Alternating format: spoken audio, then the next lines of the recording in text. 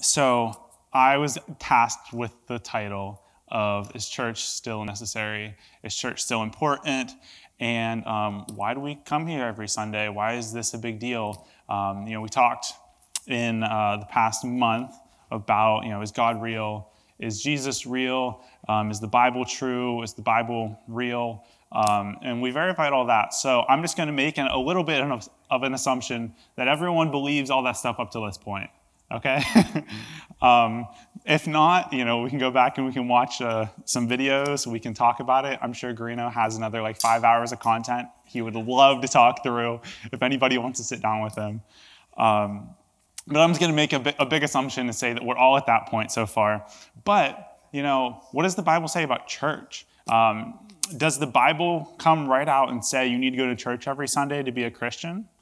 I think that that's a very good question. And the reality is, no. The Bible doesn't directly go out and say you need to go to church every Sunday. But it does tell us what we need to do. And I would like to get to that. So I'm going to pray, and hopefully I can share it with you.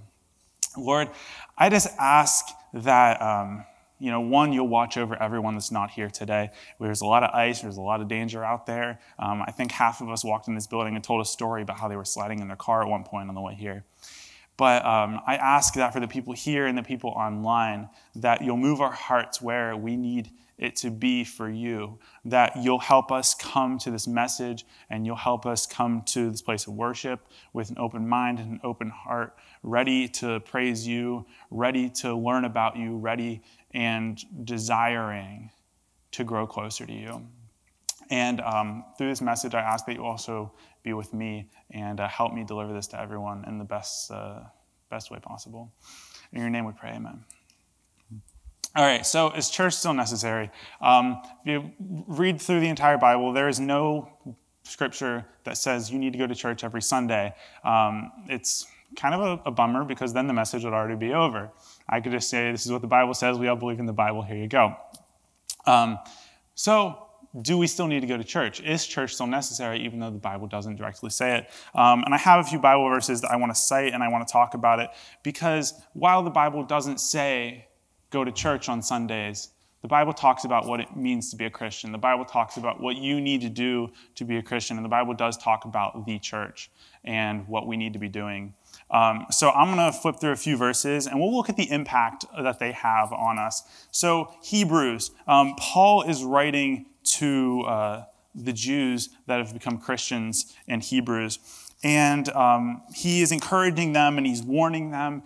And he's saying, hey, I know that they're trying to persecute you for being Christians and believing in Jesus. I know that that's happening, but don't worry. You've got this. And he says to them, we should keep on encouraging each other to be thoughtful and to do helpful things. Some people have gotten out of the habit of meeting for worship, but we must not do that. We should keep on encouraging each other, especially since you know that the day of the Lord's coming is getting closer. Do I have a verse up there, by the way? Okay, no. He might get verses up there at some... I want Hebrews. Hebrews, yeah, that one. Hebrews 10, 24 to 25, sorry. But basically, what Paul's saying here is meet together. He says to them, he's like, you guys are not going to be able to get through the persecution if you're not meeting together. If you're doing this alone, you're not going to be able to get through this. You will go back. They will tempt you, and they will make you question what you're believing. They will make you question what the Bible says, what I'm saying, and they'll make you question who Jesus is and what he did. You won't get through this on your own. The devil dwells in the darkness. If you're there, I heard a big-time pastor of a major church one time say, there's no such thing as a Lone Ranger Christian. If you want to go live out in the woods for a month, that's amazing. I hope you really spend that month working on your faith, because otherwise you're going to come back from that month and you're going to be questioning some things. You're going to be like, oh, yeah, I kind of let that slide. It's not that big of a deal. And then you'll be readjusting when you come back into church, or when your friends ask you, hey, why are you doing that now? But if you stay in community, then you can continue to grow. But when you go out and you leave and you live by yourself for 6 months or a year or 5 years, Your faith is going to struggle. There is no such thing as a Lone Ranger Christian. And that's what Paul is saying here. He's saying you guys need to meet together regularly, worship, build each other up, support each other. But, maybe that's not good enough. Maybe Paul saying what he's saying isn't good enough for us to believe that we need to go to church. So, I think it's a good verse, but we can move on. We can find other places. So let's go to 1 Corinthians, right? In 1 Corinthians, we have Paul again. He's talking to the Corinthians, and this is what he's saying this time, if I can find it. He's saying, don't fool yourselves. Bad friends will destroy you. So what's he saying here? So the first time, he said, meet together with other Christians. And this time, he's going out of his way to say, don't fill your life with non-believers. Don't fill your life with evil people, with foolish people, with bad friends, because they will destroy you. In another version of the text, it says, did I drop all these? Oh, it's right here. In another version of the text, it says bad company corrupts good character, good morals, good character. Multiple different translations. But basically that's what he's saying. He's saying that if you're surrounded by non-believers, you will become more like them. There's a very famous statement that you are the average of the 5 people you spend your most time with, right? Luckily, I live with my 3 brothers, so I'm doing all right so far. But I think that that's very true. If you have 5 people in your life that you spend most of your time with, and 3 of them are non-believers, the majority of the people you spend your time with are going to be non-believers. And they're going to do things that non-believers are going to do. And you're going to become more and more accepting of it as time goes on. They will rub off on you. You won't rub off on them as much. And that's the reality. And that's what Paul's saying here. He's saying you need to be careful. So meet together, meet with believers, and don't hang out too much with non-believers. We need to reach non-believers. We need to be around non-believers, but we also need to be supported by our Christians. The majority of the people in our lives need to be Christians, because otherwise we will stumble, we will fall, we will struggle in our faith. And the only way to not do that is to build each other up and to support each other. So he talks more in the next one. He talks more in James. In James 5:16, can't read my own handwriting. In James 5:16, he says this. He says, if you have sinned, this is James talking to people that he's writing to. If you have sinned, you should tell each other what you have done. Then you can pray for one another and be healed. The prayer of an innocent person is powerful, and it can help a lot. And I actually wasn't going to include this, but James goes on to say, Elijah was just a human as we are. And for 3.5 years, his prayers kept the rain from falling. But when he did pray for rain, it fell from the skies and made the crops grow. What he's saying is come together. I'm pulling all this with Paul and James. He's saying come together, love each other, rebuke each other, and build each other up.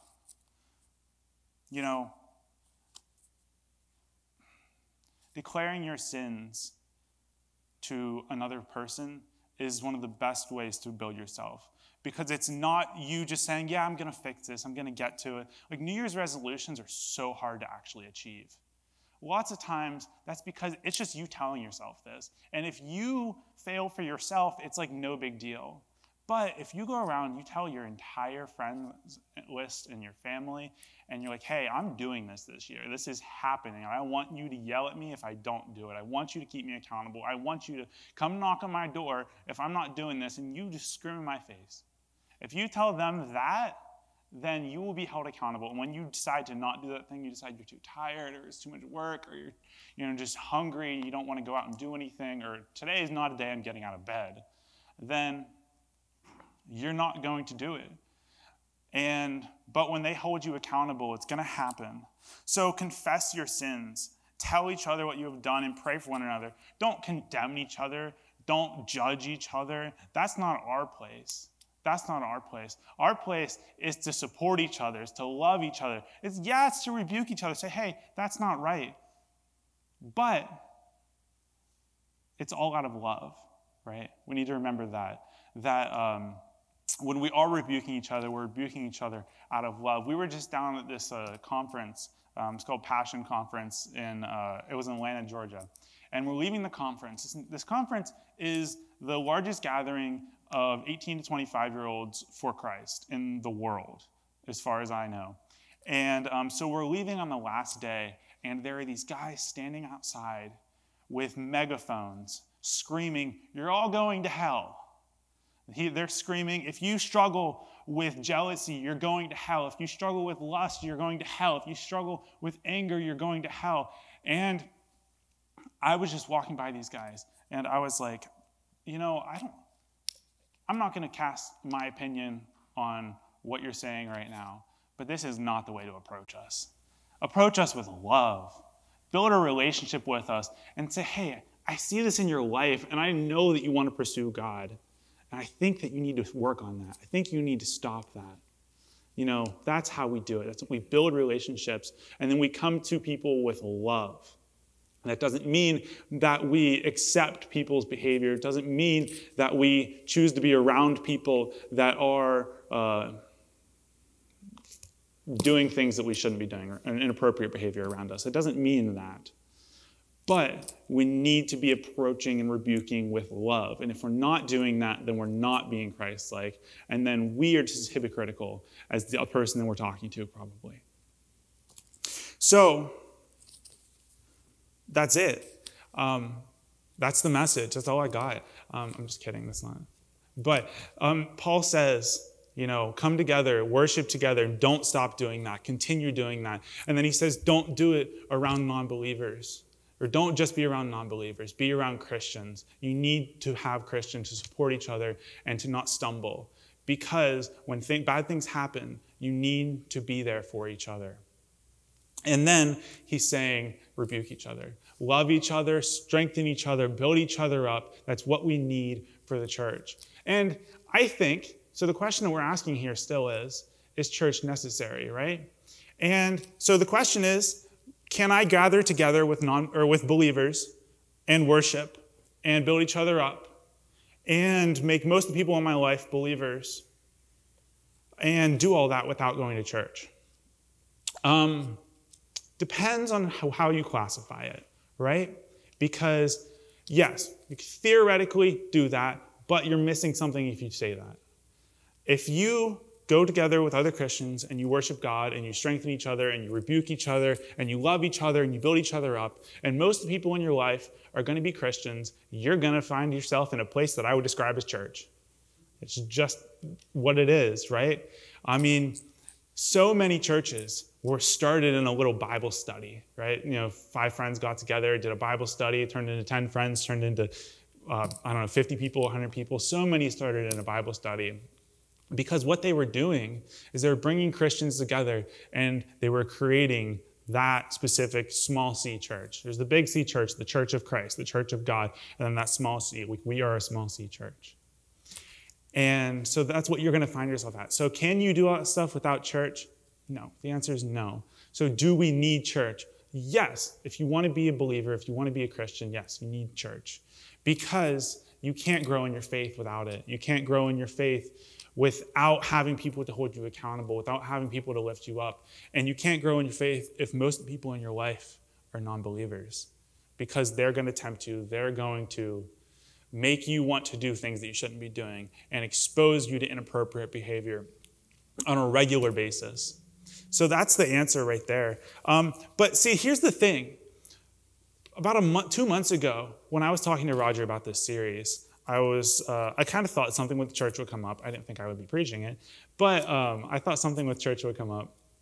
And I thought it would be pretty simple. I thought that it would literally be that 8 minutes that I'm at right now. Is church necessary? Yeah, church is necessary.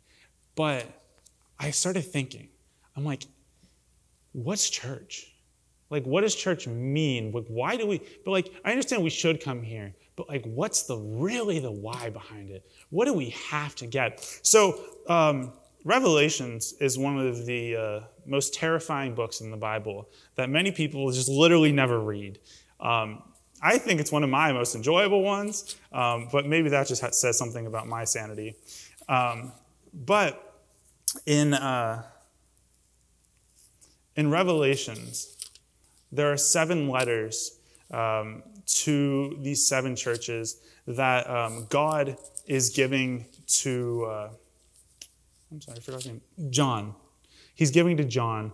God is giving these letters to send to these churches. And I'm going to go through them with you because I think that each one says a specific thing about who we are as Christians and what we need to be doing, and about the church. So basically what he's going to be doing here is he's going to be saying, hey, this is what I'm seeing in your church. This is what I love. This is what I don't love. And I want to help you. And anyone that wants to do the right thing, repent, be baptized, fix it, and you can come and you can wear the white robes and you can go to heaven when you're done on earth, right?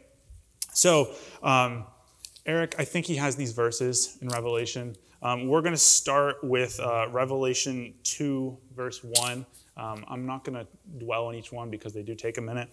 But so the first letter is the letter of Ephesus. And this is what he says to Ephesus. So this is God speaking to John. He says, "This is what you must write to the angel of the church in Ephesus. I am the one who holds the 7 stars in my right hand, and I walk among the 7 gold lampstands. Listen to what I say. I know everything you have done, including your hard work and how you have endured. I know you won't put up with anyone who is evil. When some people pretended to be apostles, you tested them and found out they were liars. You have endured and gone through hard times because of me, and you have not given up. But I do have something against you, and it is this. You don't have as much love as you used to. Think about where you have fallen from, and then turn back and do as you did at first. If you don't turn back, I will come and take away your lampstand. But there is one thing you are doing right. You hate what the Nicolaitans are doing, and so do I.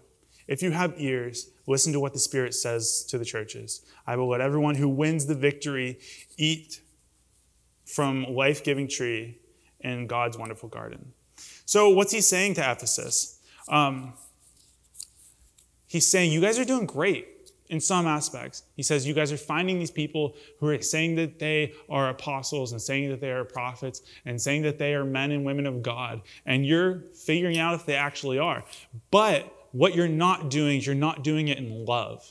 You started out and originally you were so full of love and truth. You were seeking truth constantly, and you were coming to people in a manner of love like Christ. But what was happening is they were becoming so aggressive for the truth that was all that mattered.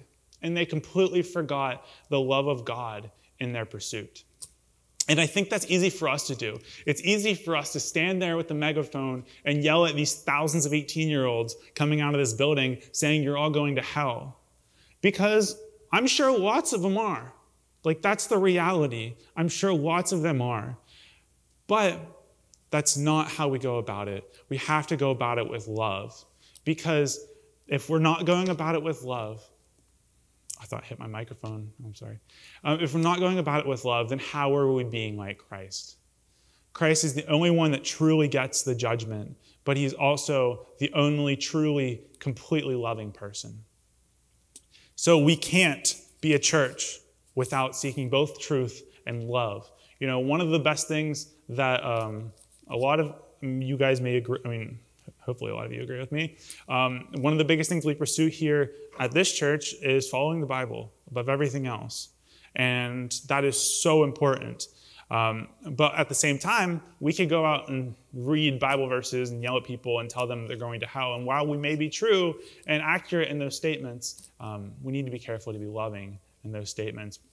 And God says in this letter to Ephesus, he's saying, those of you who are not being loving, you still have time. Repent, fix it, and then come join me in my victory. He says, I'm going to have victory over all this anyway, but you still have a choice. Choose to be with me, choose to seek truth and love, and you'll be a part of my victory.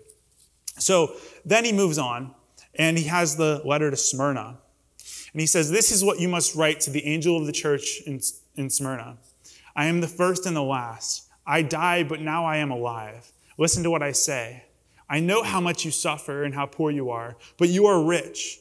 I also know the cruel things being said about you by people who claim to be God's people, but they are really not God's people. They are a group that belongs to Satan.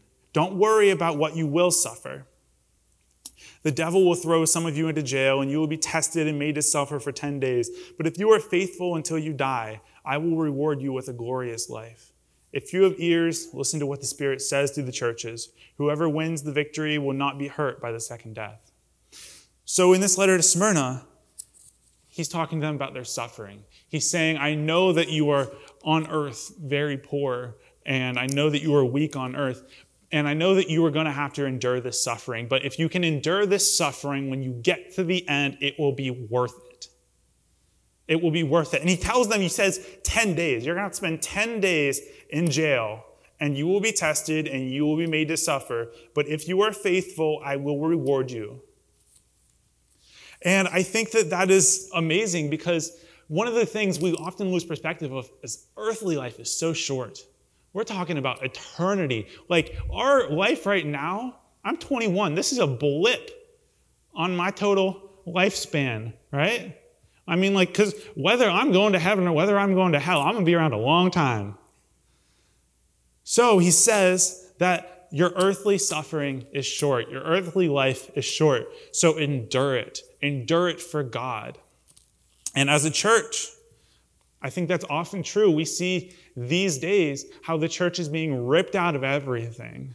They want to make it so that way there's no church in schools, there's no church in friendships or in families or in relationships. There's no church, there's no God in anything. So we have to endure that as a church. We have to fight through that, because in the end it will be worth it and it will be rewarded for it, and we will join God in the victory. Right? So, the letter to Pergamum, these letters get better as they go on, by the way. This is what you must write to the angel of the church in Pergamum. I am the one who has the sharp double-edged sword. Listen to what I say. I know that you live where Satan has his throne, but you have kept true to my name. Right where Satan lives, my faithful witness, Antipas, was taken from you and put to death. Even then you did not give up your faith in me. I do have a few things against you, though. Some of you are following the teaching of Balaam. Long ago, he told Balak to teach the people of Israel to eat food that had been offered to idols and to be immoral. Now some of you are following the teaching of Nicolaitans. Turn back. If you don't, I will come quickly and fight against these people, and my words will cut like a sword. If you have ears, listen to what the Spirit says to the churches. To everyone who wins the victory, I will give some of the hidden food. I will also give each one a white stone with a new name written on it. No one will know that name except the one who's given the stone. So what is he talking about there? He's saying that I know you have people among you that are supporting the devil. You have false prophets among you, but some of you are still focused on me. Some of you have kept true to my name, even though you're right where Satan lives. And what's he talking about there? I think he's talking to us and saying, do not join the world. He's saying, you're right there. You're around them all the time. You're going to be around them all the time. But you have each other. You have the church. You are the church. So do not conform. Do not give in because it might be easier. It's not always easy to be a Christian. God kind of goes above and beyond with this one. He says, I will also give each one a white stone with a new name written on it, and no one will know that name except the one who is given the stone. To everyone else he said so far, he says, you will win the victory with me. But this one, he's saying, you will also be given a new white stone, and a new name will be written on it. I think what he's saying there is you're going to be giving it a clean slate. You're not, once you move past these things, it's going to be over. You won't have to deal with it anymore. But right now, you're going to be tempted. And right now, you're going to have to deal with it. And if you can do that, it'll be okay. And how you're going to do that is by being around the church, by being around other Christians, by not having the majority of your friends be non-believers. I think that's how we do it. So, how do we know? And so the next one I mean, how do we know who to listen to, who to conform to, right? So this is what I'm getting to for the next letter. So Thyatira, that's not the correct pronunciation, but I've never figured out a good pronunciation. So Thyatira, the letter to Thyatira. This is what you must write to the angel of the church in Thyatira. I am the Son of God. My eyes are like flames of fire and my feet like bronze. Listen to what I say. I know everything about you, including your love, your faith, your service, and how you have endured. I know that you are doing more now than ever you've ever done, but I still have something against you because of that woman Jezebel. She calls herself a prophet, and you let her teach and mislead my servants to do immoral things and to eat food offered to idols. I gave her a chance to turn from her sins, but she did not want to stop doing these immoral things. I'm going to strike down Jezebel. Everyone who does these immoral things with her will also be punished if they do not stop. I will even kill her followers. Then all the churches will see that I know everyone's thoughts and feelings. I will treat each of you as you deserve. Some of you in Thyatira don't follow Jezebel's teaching. You don't know anything about what her followers call the deep secrets of Satan, so I won't burden you down with any other commandments. But until I come, you must hold firmly the teaching you have. I will give power over the nations to everyone who wins the victory and keeps on obeying me until the end. I will give each of them the same power that my Father has given me. They will rule the nations with an iron rod and smash those nations to pieces like clay pots. I will also give them the morning star. If you have ears, listen to what the Spirit says to the churches. So he's saying that Thyatira, they have this woman named Jezebel, and she calls herself a prophet and tries to teach them. And they're allowing her to teach, and they're allowing her to lead other people into doing immoral things. They're allowing her to lead other people into doing things that are not Christ-like. And he says, I'm going to kill Jezebel, and I'm going to kill the people that follow her. And you have a choice right now to either turn away from her and turn towards me and never stop pursuing me, or you will end up with the same fate as her. And I'm going to actually come back to this verse because it's going to line up with another point that I'm making later. But I think it is so good. He's saying, there are going to be false prophets among you because there are. People say wrong things all the time, whether it's out of ignorance or whether it's out of evilness, whether it's them intentionally saying incorrect things to mislead people. But what he was saying to some of those believers, he was saying, if you're allowing her to do that, that is where I have the problem. You have an option. You either turn away and you stop her, because you can't just let her lead people to the wrong place. That's not okay, and you can't give her a platform. But I love that he also says in this verse, he's like, and to the people that know nothing about her, you keep doing you. You're doing great. He's like, you just keep on doing you until I come back, and you're absolutely fine. I love what you're doing. I don't want to overwhelm you. And I just find that to be so funny, because I guarantee that the people that he's saying that to don't view it like that. They don't view it as like, oh yeah, I'm good. Because if you did, then you wouldn't be, right? I think that they definitely view it as we're working there. We're striving to get closer to God. We're striving to pursue that relationship with God. And that's why he's like, you just keep doing you. I don't want to change your mindset. I don't want to affect you. You keep doing you. I don't know. I just thought that was really good.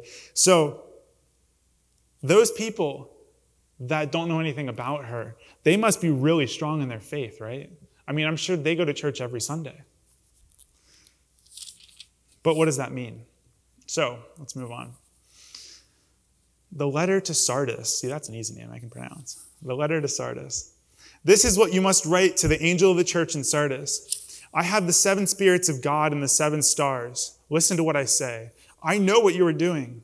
Everyone may think you are alive, but you are dead. Wake up. You have only a little strength left, and it is almost gone. So try to become stronger. I have found that you are not completely obeying God. Remember the teaching that you were given and that you heard. Hold firmly to it and turn from your sins. If you don't wake up, I will come when you least expect it, just as a thief does. A few of you in Sardis have not dirtied your clothes with sin. You will walk with me in white clothes because you are worthy. Everyone who wins the victory will wear white clothes. Their names will not be erased from the book of life, and I will tell my Father and his angels that they are my followers. If you have ears, listen to what the Spirit says to the churches. So he's saying to Sardis, you're acting like you're fine. You're acting like you're following me and you're perfect and that you have everything figured out. But I know your heart, I know your mind, and you don't. That's not the case. And I think that right here, he is calling out so many of us. So many of us that act like we're fine. I genuinely believe that if we at any point in our lives are like, yep, I've got this whole God thing figured out. I'm good. I don't need to do anything else. And we are fooling ourselves. That is the devil speaking to us because we are not. We are flawed from the start. We are flawed till the end. Does not mean we don't stop pursuing God. There's never a point where we just figure it out because we're always going to have struggles. That man down at Passion that was talking to us about lust and anger and jealousy, those are sinful things. I agree with that. But there's a reason God has to forgive us. That does not excuse anything that we do at all. But God, there is forgiveness, there is grace, there is mercy. So we can live our lives and we can pursue God and he can make up for the rest, right? We do our best, God makes up for the rest. I think that's how the saying goes. And I literally think that right here, God's talking about people going through the motions. He's saying, you people that, I don't have a problem calling out Catholics, actually, so I'm going to call it Catholics. But so many times, I grew up in a school where, probably 70% of the kids there were Catholic. And I can tell you right now that 99% of them were, in church every single week. Or mass every single week, but they were not acting like they should, right? And that's not my place to judge, but they were going through the motions and they were acting like they were spiritually fine and spiritually thriving, but they were dead. They were spiritually dead, as good as dead, and that's just the facts. And if we believe that we are fine, then we're just going to find ourselves going through the motions. If we're not constantly in church, we're not constantly pursuing our faith, we're not constantly being held accountable, we're not constantly growing, there's only one way to coast. I'm stealing that from Nathan, by the way. There's only one way to coast, and that's downhill. And this kind of downhill, this kind of coasting is not one we want, because this kind of coasting is coasting that sends us straight to hell. Right? Like I said, this is a blip in the beginning of our existence. And this little blip decides what happens in the rest of it. So that's what we need to be doing. We can't just get stuck going through the motions because we will coast downhill into hell. But the last letter, this is by far my favorite.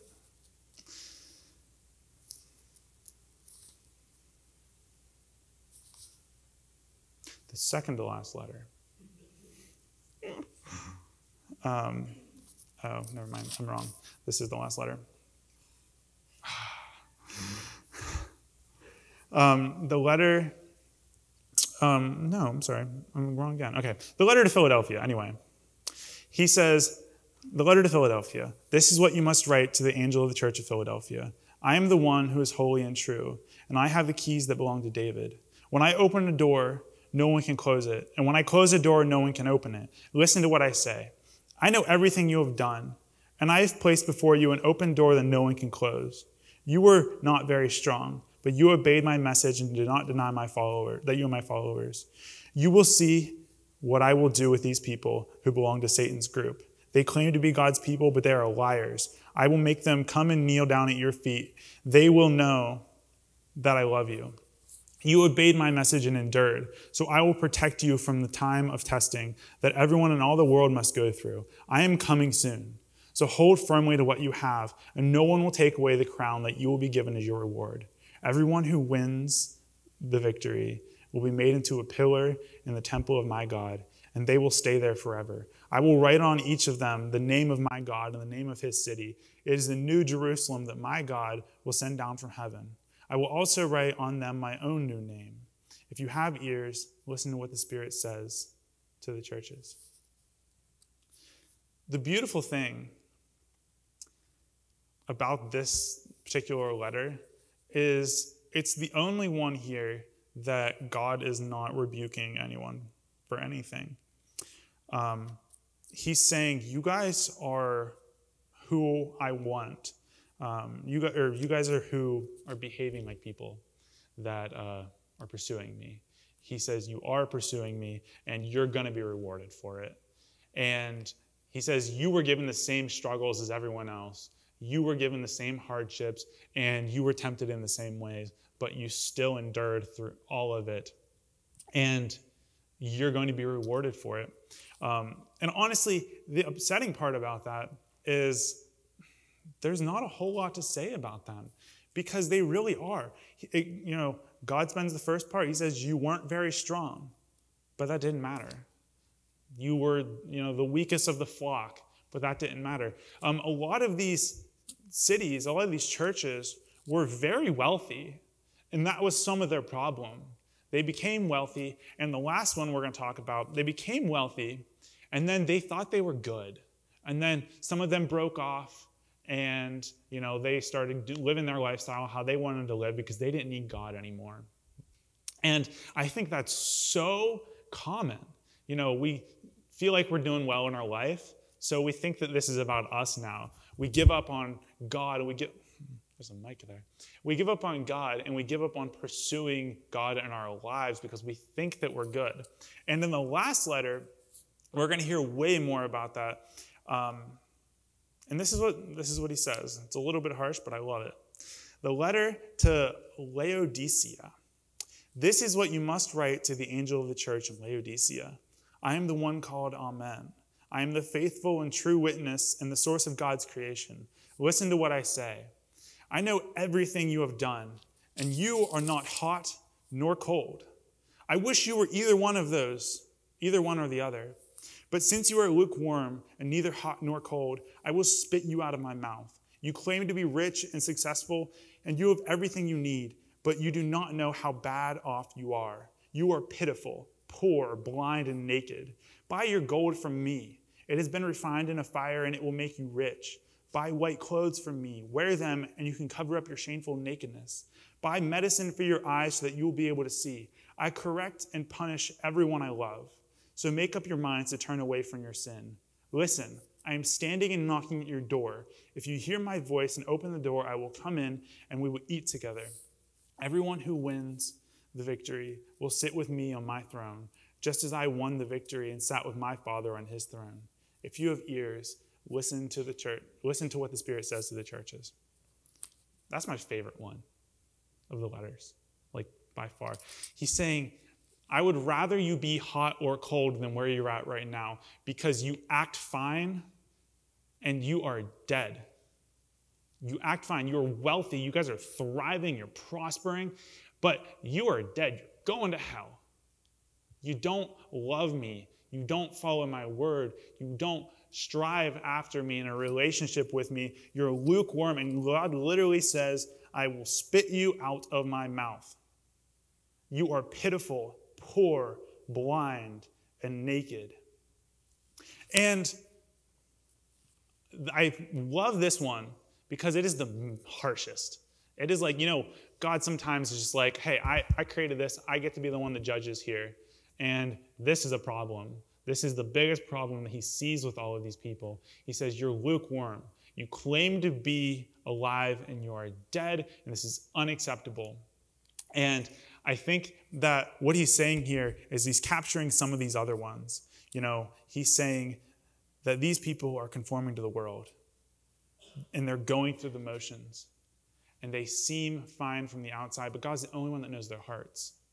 I think that as Christians, and non-believers actually do this as well, but I'm going to target Christians. I think as Christians, we're very quick to judge on someone else's eternity. For us, we'll often see a believer and we'll be like, yeah, they're definitely going to heaven. Did you see what they did last week? They gave someone $10 on the side of the road and paid for their dinner or whatever. They are amazing. I love them. They're going to heaven for sure, but you have no idea what's in their heart. We were talking right before the service that you can do good things for selfish ambition, for selfish reasoning. It happens all the time. It's not just about what you do. It's not about what you do. It's about what's in your heart. It's about what's in your heart. So how do we have that kind of heart, right? And then I think that's where we come back to church. I think that all of these letters to the churches are telling us what to do and what not to do. And I think that this is basically what it says, and I'm going to read it off back. So if we are a church that can seek truth and love, that's what God wants. That's who we should be as a church. If we can endure the earthly suffering and we can hold each other up and keep each other accountable and strengthen each other and help others grow, that's what God wants. That's a healthy church. If we can keep from conforming to the world and we can hold to this thing, because this is it. This is what matters, right? When I was 9, if you asked me, why do you believe in God? I probably would have said, look up, look around, and look at this thing, right? Didn't truly understand what all that meant, but it sounded good. But, truthfully now, if you think about it, that's still going to be my same answer, but I understand it now, right? If you look up, you see the design.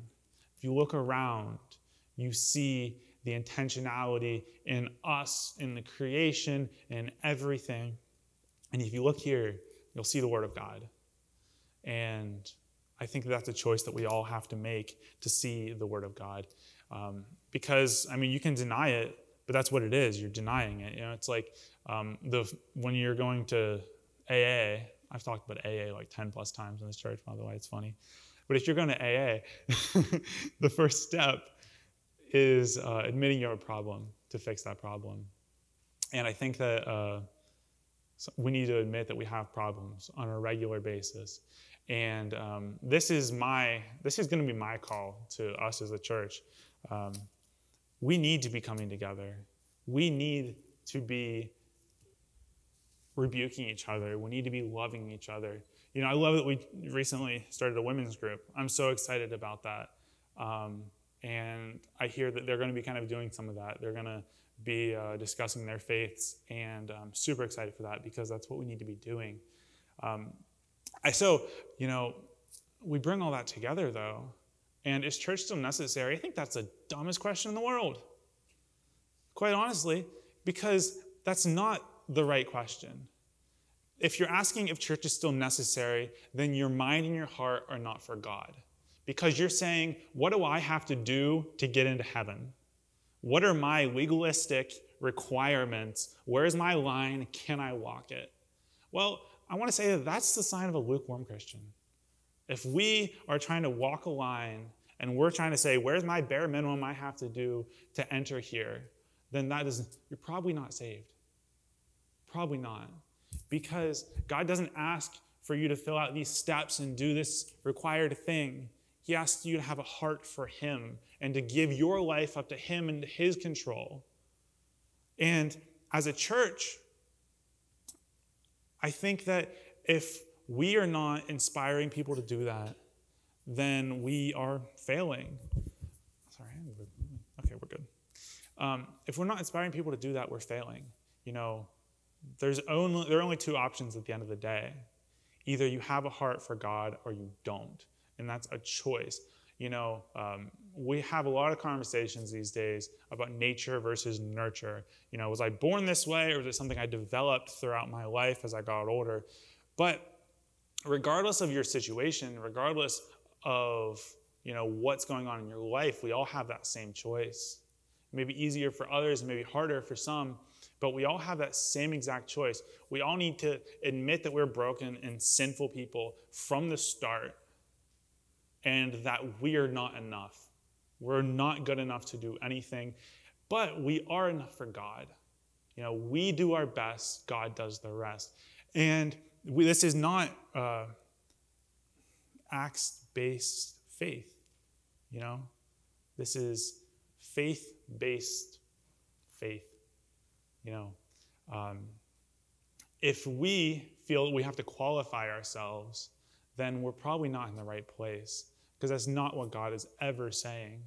He's saying, love me, and because you love me, you'll want to do these things. So is church necessary still? If you have to ask the question, then no. But absolutely. Absolutely. Church is the most necessary thing because church is the gathering of believers. Church is the gathering of believers to grow. Church is the gathering of believers to rebuke and to, I won't say the word criticize, but to keep each other accountable.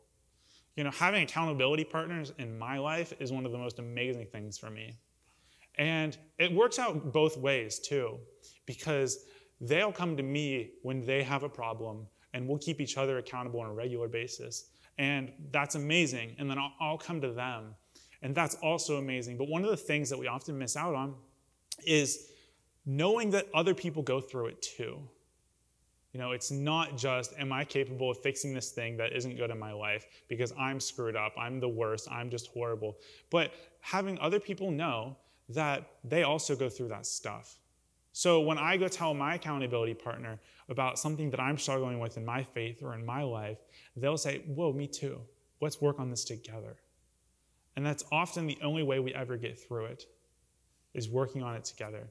Because you can do it alone, but it's just not going to happen. You're going to stumble. You're going to go through things in your life, and you're going to, ditch God. I've been a Christian most of my life, as long as I can remember, basically. But I would not say that I've always had a heart for God. When I was little, I definitely did. As I grew up, I was going to church, so I was like, I'm good, right? I was going to church. I'm absolutely fine. I'm going to heaven. No worries here. And if you ask me, I'd probably genuinely give you that answer. But I can look back now and say I did not have a heart for God at the time. I did not. And the only reason that I can probably see that is because I see the difference now. I see the growth. Mike was saying before that one of the reasons that he's friends with me is because of the growth. And I'm like, wow, that is horrible looking back at what was in my heart, because what was in my heart wasn't good enough. And that's the only qualification that we have. We have to have our heart in the right spot. And as a church, we have to have our heart in the right spot. So showing up on Sunday mornings is great and all, but it's not a qualifier. I missed last week. Multiple people missed this week. That's okay. But the difference is that doesn't mean that they're not pursuing God. That means that this week they have to find another way to do it. They have to watch online. They have to, read their Bible more. They have to, whatever they have to do to sustain their relationship with God. So you can show up every week and you can be a believer and not be saved. Or you can, meet together with your friends and you can study the Word and you can build those relationships. But one way or another, we have to do it. And when we do it, that's the amazing part, is we're going to grow each other up, and we're going to be so on fire for God that everyone else is going to see it. People are going to ask us.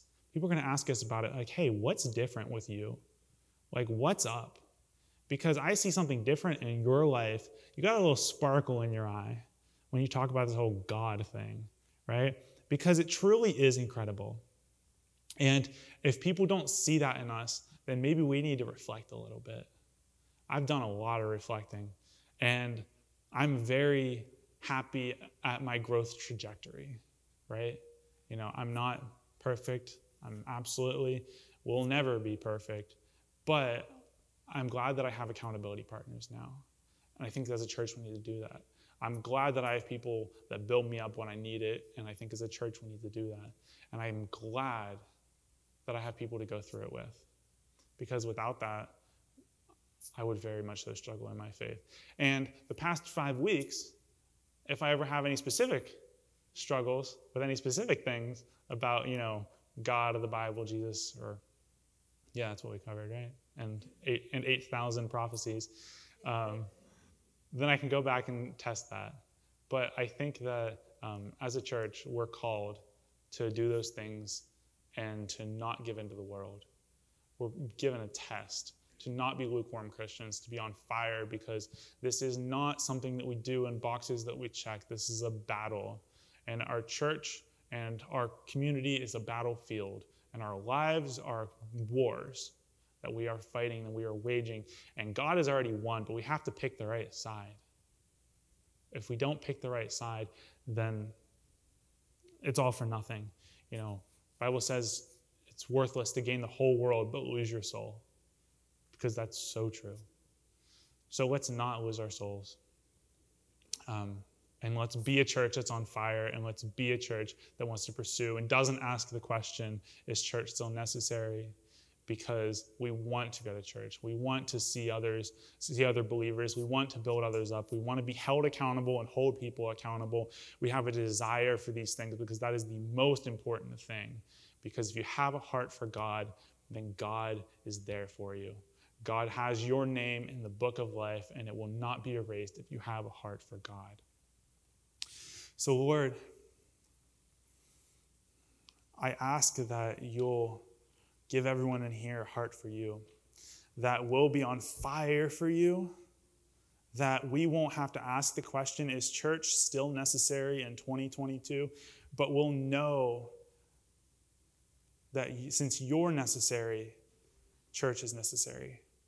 Church is something we get to look forward to. It's a gathering of like-minded individuals to celebrate you, to worship you, to grow towards you, to hold each other accountable, to strengthen each other in our faiths, to build each other up. It's an amazing thing that we get to do here. And to worship you in all the same. You know, in every aspect of our lives, we want to live a faith that is not just Sunday mornings. We want to live a faith that's Monday to Saturday as well. And not just Saturday morning. We're including Saturday night. Right? Like, it's different. We don't want to just have people know that we're believers when they ask. We want people to know believers, and we want to ask. We want to ask about others, and we want to inspire others, and we want to build others up. We want to tell people about our faith. We don't want to deny you ever, ever. You know, we want to be that church. Let's go outside. Let's stand around the church and just pray. Let's walk up to random people in Kroger, because I pick on Kroger a lot, and let's pray for them there. Someone that looks like they need a hug, let's say, hey, can I give you a hug? You just look like you need it. And you know what? I do too. I think that that's where we need to be. We need to be pursuing you and never asking, is church still necessary? Because you're necessary. And that's the answer. That's the answer to church. So let us come every Sunday. And if we miss, let us not skip in our faith. Let us continue to pursue you throughout the week. So that way, if we miss Sunday, it's okay. It's unfortunate. It's a bummer. It's upsetting. It's like not getting to see your family for Thanksgiving. But we'll make it okay, because throughout the week we're still pursuing you, and we're still worshiping you, and we're still loving you, and we're still strong in you, and we're still praising you, and we're growing your church. We're helping others find you, and we're never denying that. We want to be beacons of light in the darkness. We want to throw our sins off, cast them out, deny ourselves, so that the world will see you through us. And I ask that in your Son's name. Amen. I have another hour and a half to talk. No, I wanted to say something at the end of my message, and I didn't say it, or I didn't say it hard enough. We are, like, I was thinking about this when I was driving over here. I don't know why, I just had this visualization. There's this game that I used to play when I was a kid, and it was just like, the screen looked horrible, the graphics were really ugly, but you wore like suits of armor. Like you were a knight, and you had like a weird sword, and for some reason it was on fire. I don't know. But when I was thinking about church on the way over here this morning, I just kept thinking, like, I visualized that. I was like, we're walking into church, and we're helping people upgrade their armor.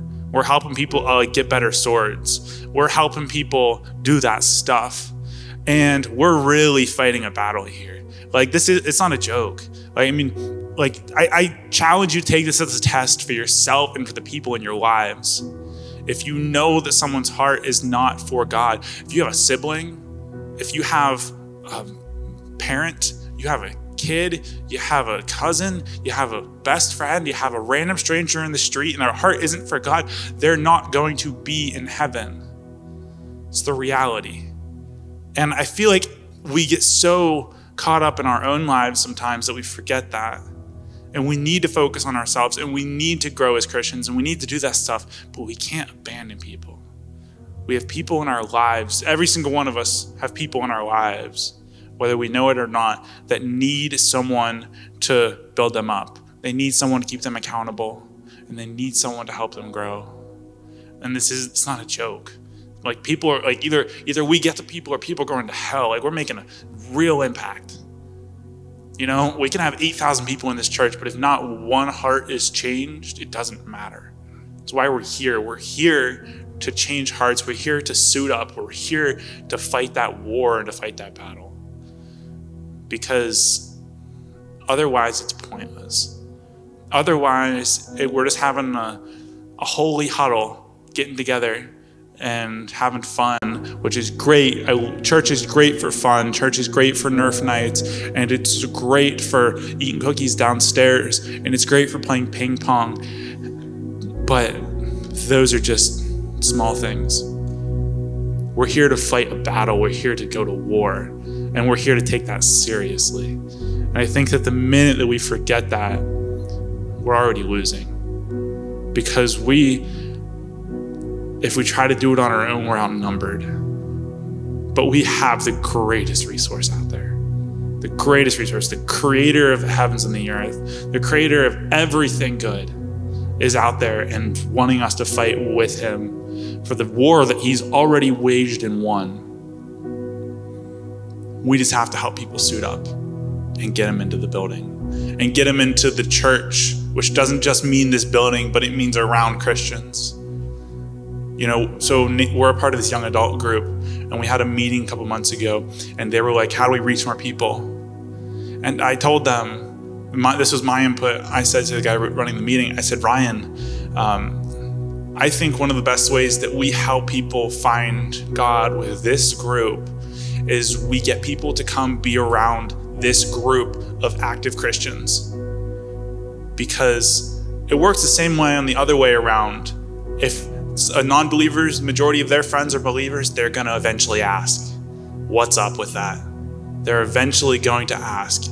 And then we can answer. And then we can say, well, Garino prepared me for 5 hours of a speech, so sit down. And we can be prepared then. But like, I just wanted to say that, because like, I think that's literally the most important thing, and I didn't push it enough. But like, we're at war here. This is a serious thing, and we need to treat it like it's war. Because otherwise people are going to die. And it's not just for, the average 80-year lifespan, but it's for eternity.